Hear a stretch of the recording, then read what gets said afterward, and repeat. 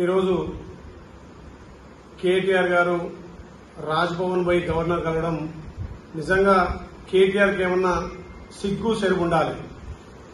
గత 10 సంవత్సరాలుగా అధికారం ఉన్నప్పుడు గవర్నర్ వ్యవస్థనే కించపరిచి కనీసం గవర్నర్కు గౌరవ మర్యాద అయినటువంటి కేసీఆర్ పాలనలో మరి కేటీఆర్ అప్పుడు కళ్ళు మూసుకొని చెవులు మూసుకొని కూర్చుండా ఇవాళ ఏ ముఖం పెట్టుకొని సిగ్గు లేకుండా గవర్నర్ తను పోయి రాజ్యాంగాన్ని పరిరక్షించమని అడుగుట్లో అంతర్యమేముంది?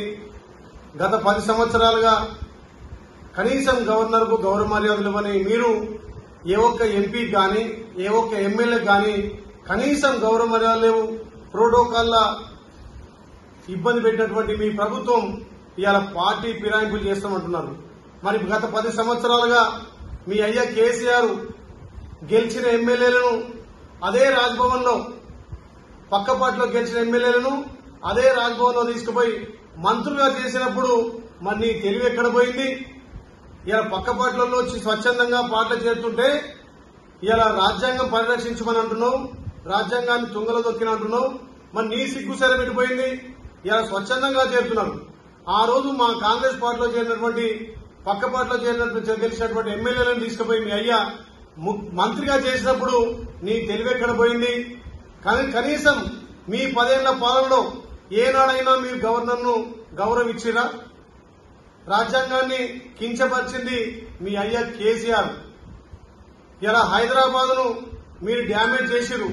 హైదరాబాద్ లో ఈ గెలిచిన 7 నెలల్లో లా అండ్ ఆర్డర్ గాని అన్ని విధాలు కూడా ఎంతో చక్కగా ప్రజలు నిమ్మలంగా ఉంటే హైదరాబాద్ ప్రజలు మళ్ళొక్కసారి అలజడి సృష్టించాలని చెప్పి కేటీఆర్ మాటలు ఏ రకంగా ఉన్నాయో తెలంగాణ ప్రజలు గమనిస్తున్నారు. గతంలో మీరు చేర్చుకుంటూ ఎమ్మెల్యేలు చేస్తేనేమో రాజ్యాంగ పరిరక్షణ, ఇవాళ వాళ్ళు స్వచ్ఛందంగా వచ్చి చేస్తేనేమో ధిక్కారమా? ఇదే నా కేటీఆర్ నైతిక విలువలు ఉన్నటువంటి రాజకీయాలు. గతంలో ఏనాడు మాట్లాడి నువ్వు ఇవాళ రాజ్యాంగ పరిరక్షణ గురించి మాట్లాడుతున్నావు.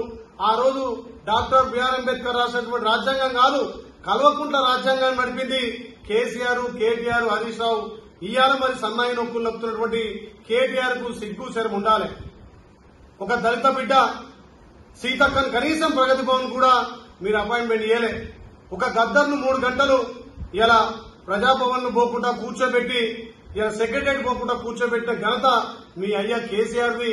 ఇవాళ మీరు మళ్ళా ప్రజాస్వామ్యాన్ని రక్షించాలంటున్నారు. ఏ రోజైతే మీరు తెలంగాణ ఉద్యమకారులు, నిరుద్యోగులు